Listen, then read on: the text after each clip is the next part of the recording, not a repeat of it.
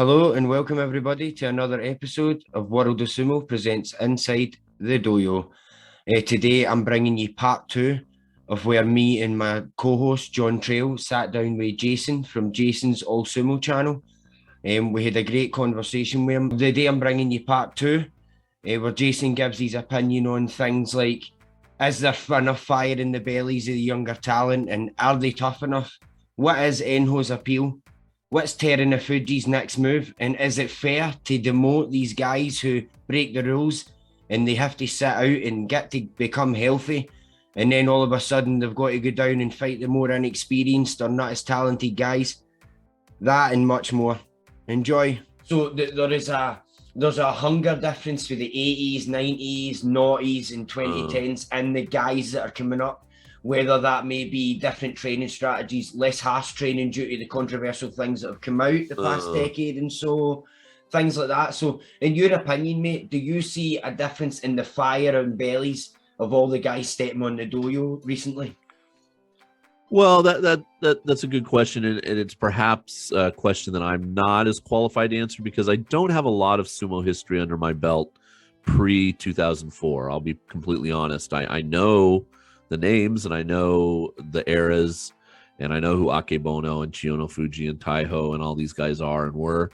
But I obviously really have only watched since 2004. So I really am just able to comment on that. And then I think, like you said, some of the training has changed.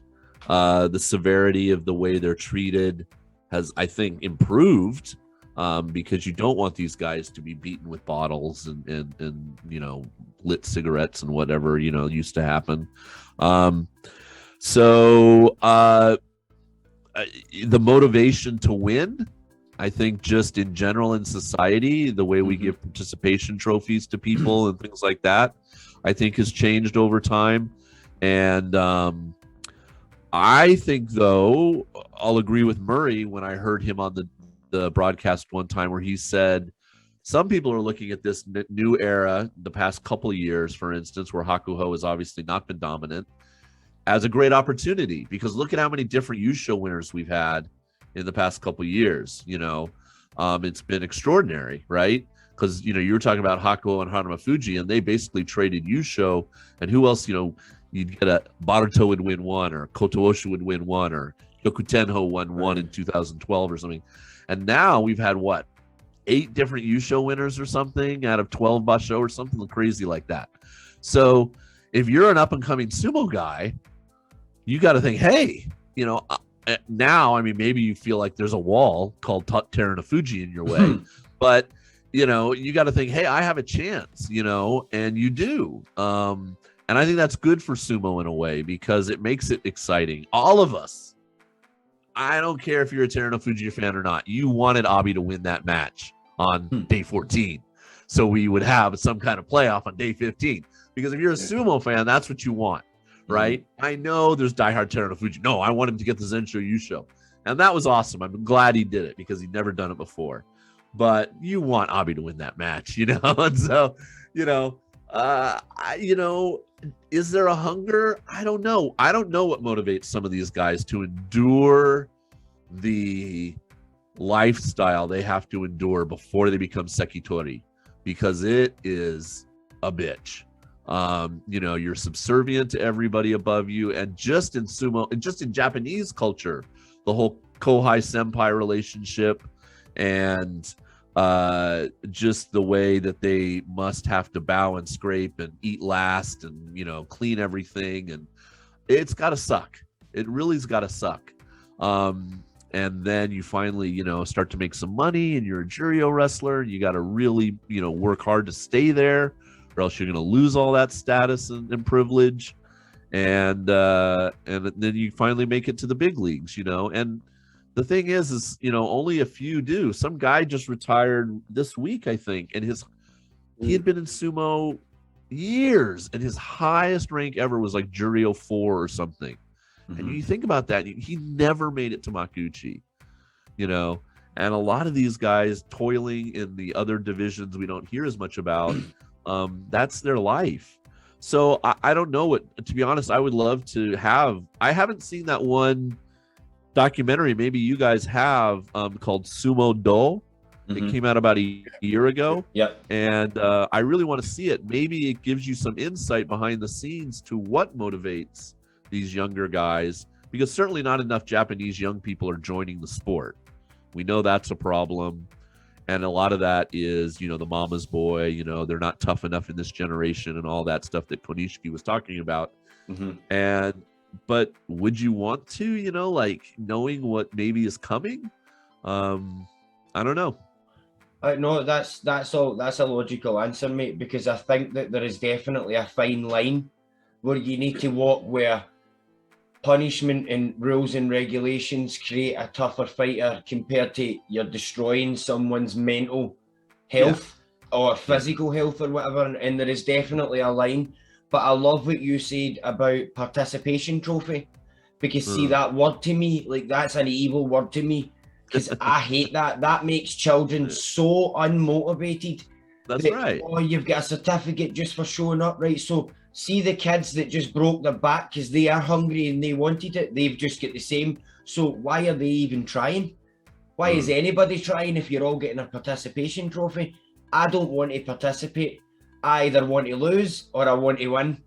Do you know what I mean? So, and I try and instill that into my own children. Yeah, I think it's kind of like in American sports. We often hear, and I don't know how much you guys watch any American sports, but we often hear in like NFL and NBA stories of, and I don't want to, be stereotypical here, but like, somebody from the rough side of the tracks or from the lower income, family or something that their ticket to the, a better life was being a running back or being a basketball star or whatever. And that is an actual, there's truth to that, right? They can have a better life. And, some of these guys get thrown millions of dollars for playing a sport for a living. And I think what happened is, like you said, Asashoro opened that door. And the Mongolians were those guys. The Mongolians were like, Mongolia is a country that is not a lot of opportunity, perhaps. Yep. This is my chance to have a better life. And they were hungry and they wanted it. And they came over, and they're only allowed to have one per stable. And they did their best. And look at Hakuho in that footage, when he was 16, he was a skinny nothing. And they work and work and work. And the Japanese live such a comfortable, safe, nice life. Where does that hunger, where does that scrappiness come from?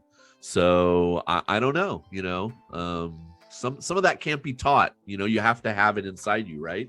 Oh, so we'll just have to see who comes up that has it. Aye.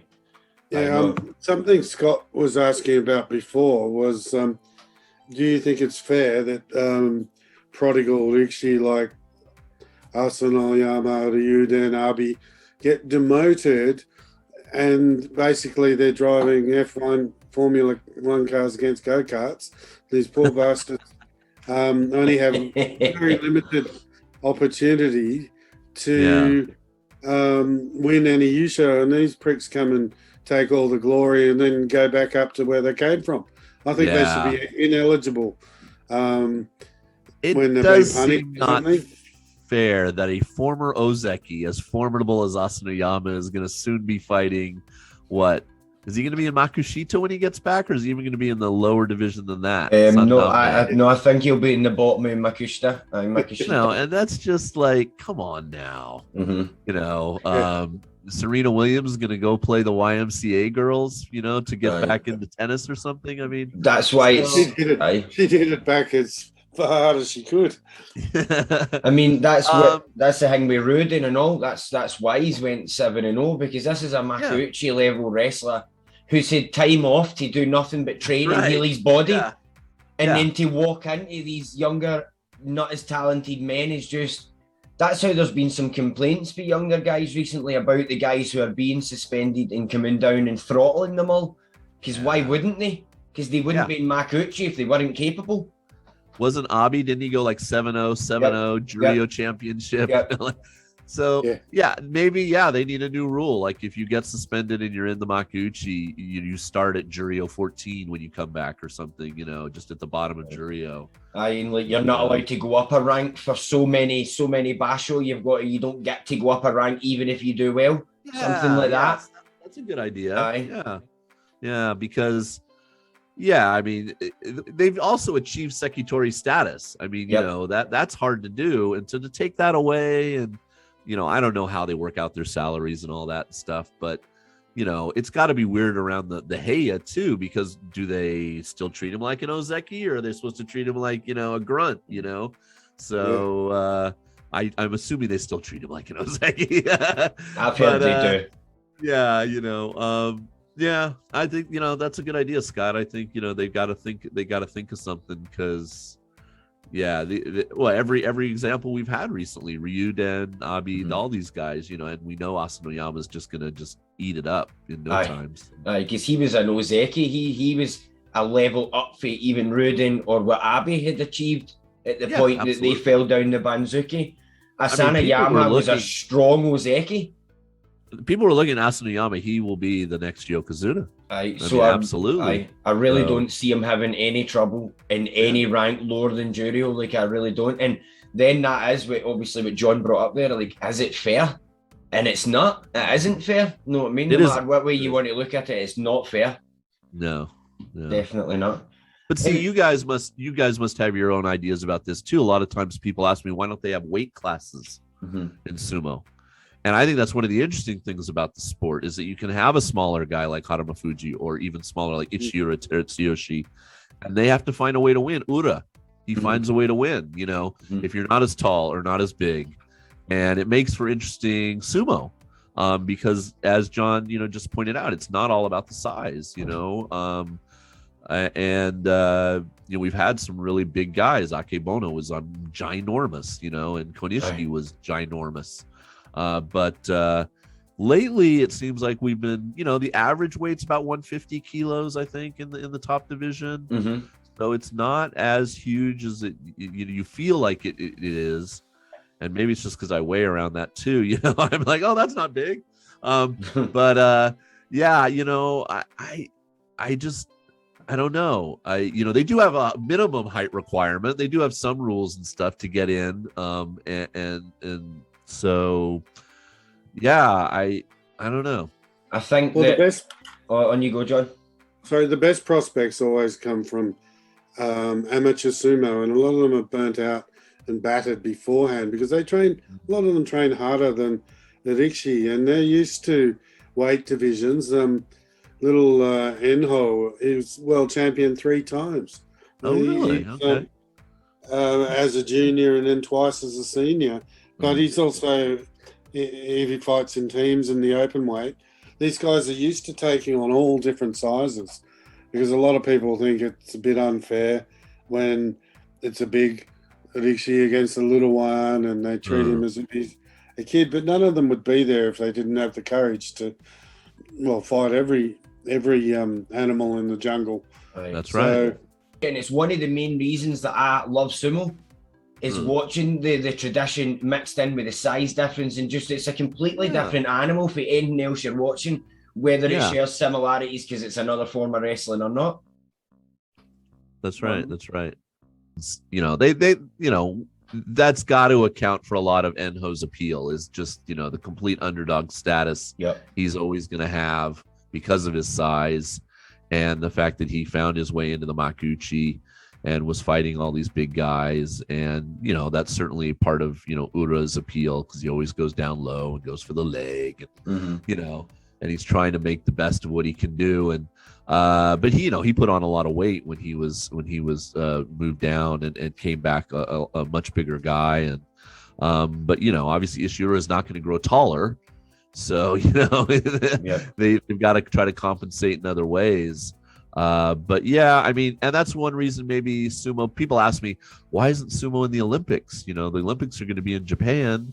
And I'm like, well, it's a little too subjective perhaps in the judging, and there's no weight classes. And I think Olympics really like judo and everything to have weight classes. So, Yeah, I don't think it'll ever be an Olympic sport, and I don't think enough people do it around the world. Maybe in the amateur ranks, there's a fair amount.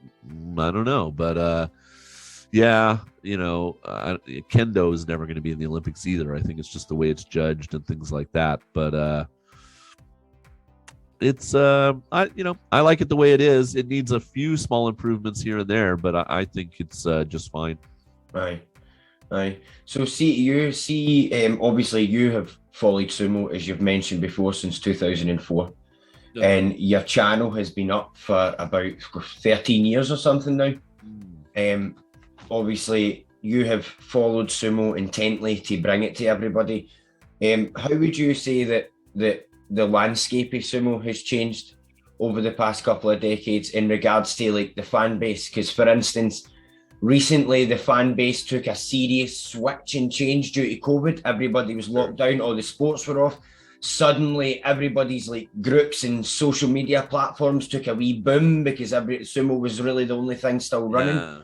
And it brought out a lot of, obviously it was a lot of uneducated opinions because it was new people who hadn't really fully understood the concepts of sumo yet. But so there was a lot of hate and a lot of like, we had to put up multiple warnings about threatening our team members and threatening other members and just attacking and just being rude and derogatory in general, and a lot of racism going on and all, like a lot of racism. Like I was a wee bit shocked, because obviously there's racism everywhere, but see, like, and obviously it's here in Scotland, but see the wee place I'm from, it's not something that you hear or see a lot. So see, when I come across racism, it's very like jarring to me, know what I mean? Like I'm like, just what? I don't understand. Like I can't take it. So obviously I always go off in my wee tangents there, mate, because I love the sound of my own voice. So let's get back to the question that I was actually asking you. Was in your opinion, how would you say that the landscape of the fan base has changed? Even if it's just your own fan base following your channel that you want to get opinions on?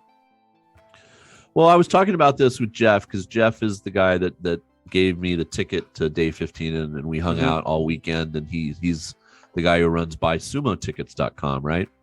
So he was talking about the different booms, like when I first came, and you could walk up on any day and get a sumo ticket, right? It was never sold out, and it kind of went down for a while, and a lot of that's because we hadn't had a Japanese champion, and then we had the Endo boom, and then we had the Kiseno Sato boom when he finally was making his run and became a yokozuna. He said that like the ticket sales for like the basho before he became a yokozuna, and then the ticket sales like for the basho after were like, it's like 800% difference, or it took he told me it took 30 days to sell out from the time the tickets went on sale to the time the sumo wrestling, the sumo basho started. It took like all that time for it to sell out, and Kiseno Sato becomes the yokozuna, and tickets are selling out in 30 minutes for all 15 days. So the Japanese fans are there, and they're the people that really, stoke it, because it's mostly tourists, right? I mean, there's locals like me that live in Japan. John, do you live in Japan? No, I only lived there for a couple of years when I was younger. Okay, so we go, and I'm sure if I live closer to Tokyo, I would go more often. But so fandom has changed, and it's definitely ebbed and tided as far as the popularity. And for those, though, see, what I think the Sumo Association doesn't realize is that the fan base is just growing and growing outside of Japan. And Tochinoshin and some of the foreign-born guys who are not from Mongolia, let's say, have stoked that.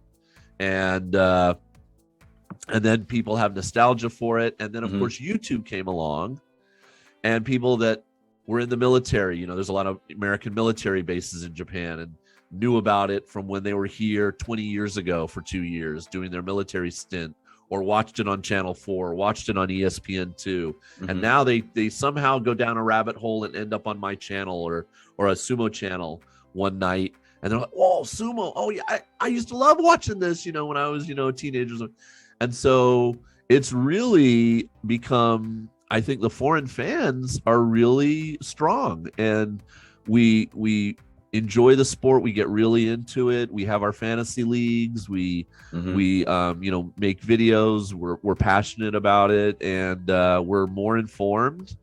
The thing really, I think, holding most sumo fans back is lack of Japanese, and so then there's gatekeepers. I won't mention who it is, but there's one sumo YouTuber who I don't care for that much, and he's one of the gatekeeper types. And because nobody cares for that sumo YouTuber so much, it's all right. Nobody does. Too much of that. That's what happens. Yeah, some people too much of your own opinion getting broadcasted as fact.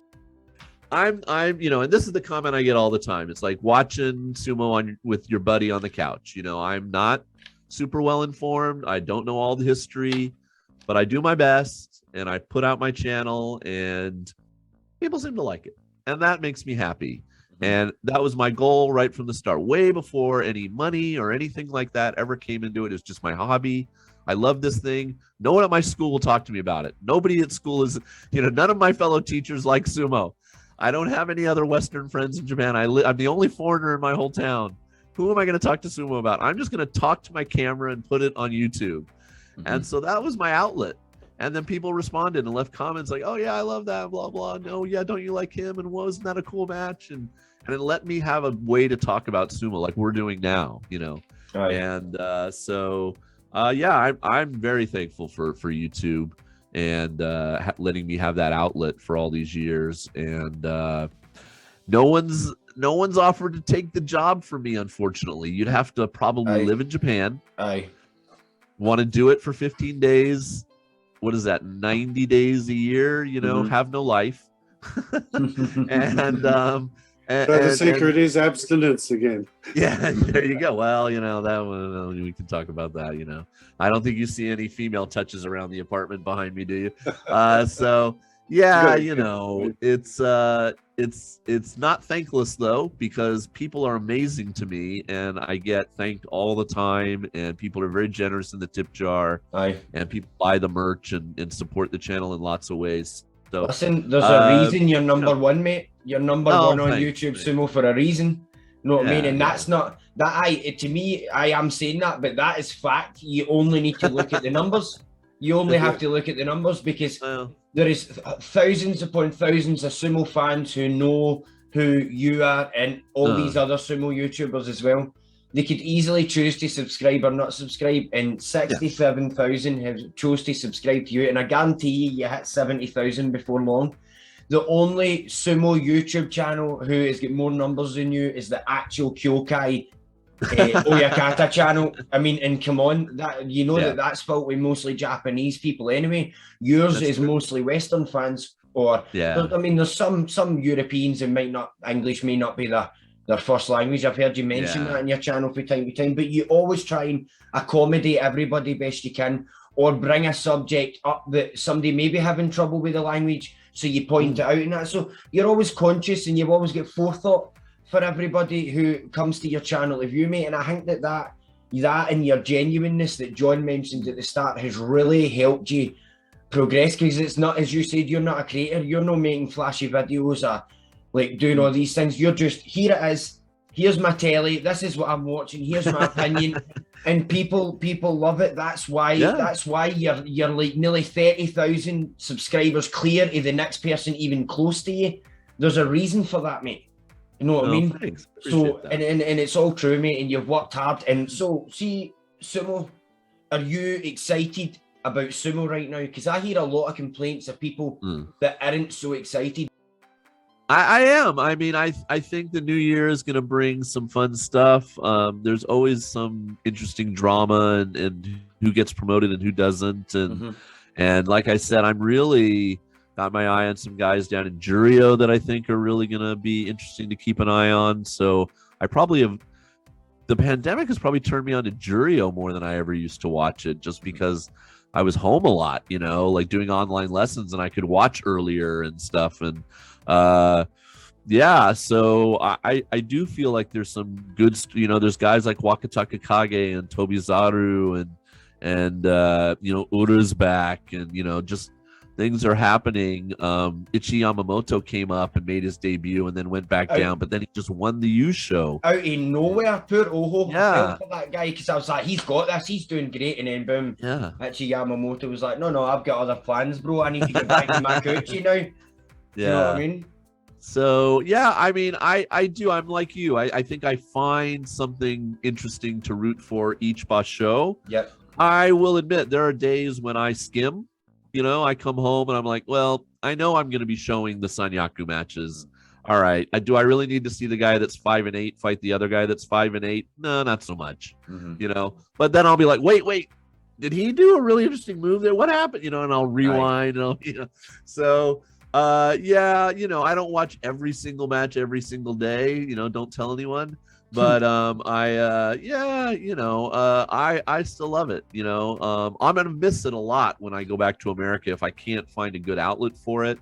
I'm hoping maybe that's one thing that'll happen in the next year is they'll find some way. I know you're not supposed to do it on Twitch and you're not supposed to do it on this and blah blah blah. And they do. So you know, I want to watch when I go back to America. So I hope somebody does something that makes it accessible. Because the Sumo Association has really done a good job. So yeah, you know, I'm worried a little bit if I'm honest that it's going to be really dominated by Terunofuji, and that'll make it less exciting in some ways. But we'll see. That's fair. A couple of other World of Sumo team members, Graham and Mika, I was speaking to them recently, and that's what they found. It. I mean, amazing job by Terunofuji. Comeback story like no other. Made it to Yokozuna in one of the hardest sports to get to the top of. But now they're like, right, but now what? Like, now what? Because as we discussed earlier, there is nobody coming up right now that is going to rival what he can do.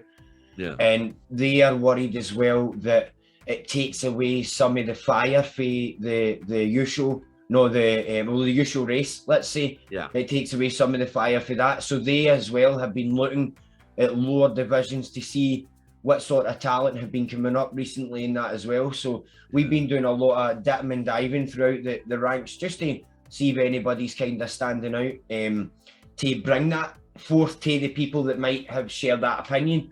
But again, my fanboy side comes out and I just think, man, I just want him to be able to get to double digits yusho and then prove more, and then I'll sort of maybe have the same opinion where I want to start seeing guys coming up. But I just feel as if all his work, I sort of see the human in him, and I just want him to be able to get everything that he deserves for all his hard work, because I know he's human, and I say this all the time. People forget these guys are not gods. They're not mythical samurais.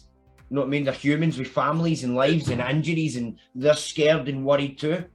The Terunofuji story in any other sport would be one of the most amazing sports stories you've ever heard. You know, not enough people know that story and how far he went down and the struggles he went through and the diabetes and the knees and everything else to make it back and then make it to Yokozuna. I mean, it is an amazing, amazing sports story. And all hats off to that guy. He's already equaled what Kakeru in Yusho. He's gunning for Haramafuji, who has 9. He's gonna get to 10, I think, Scott. I don't think you have to worry about that. And then, you know, he's probably gonna set his sights on Asa Shoulders 25. You know, I don't think he's gonna get there. No, I don't think he's gonna get 25. But I think he's gonna get into double digits. And once you get to 10, you're a Dai Yokozuna, right? And I think 10 will be it for him. I honestly think once he gets to 10, that'll be sort of it, that he's going to start a bit thinking about pulling back, because as much as he's dominant in that, if their knees go, that could ruin the rest of his life. That's true. Do you know what I mean? And you don't want to be practically disabled because you pushed too far. And I thought, I was sitting with my buddy Jeff at the sumo, and I was like, oh yeah, isn't he like 33, 34? And he's like, no. His birthday's tomorrow, and it was yesterday now, and I'm in Japan, so I'm living in the future. And well, no, wait, John, you might be living in the future. John's too. in the future too. It's me. It's in the John's past. In the future too. But yeah, his birthday was November 29th, and he turned 30 years old. So he's just now 30, and so you know, if he didn't have the knees, you'd say, oh, he's got 5 more years. But yeah, it's with hard the to knees say. too, maybe. Yeah. but he's got those magical bionic. Those braces that cost everybody wants. Everyone's got to have. I can't believe those comments that people genuinely think it gives him an advantage. Oh, come on! I know. Yeah, they probably Dr. Google told them. Well, I don't think even he would, because it's so you have to wear that every time because your knees are that buggered. They're in pain the whole time. Paul Konishki, he's in pain. I mean, he came to coach us. He could still get down lower than any of us could.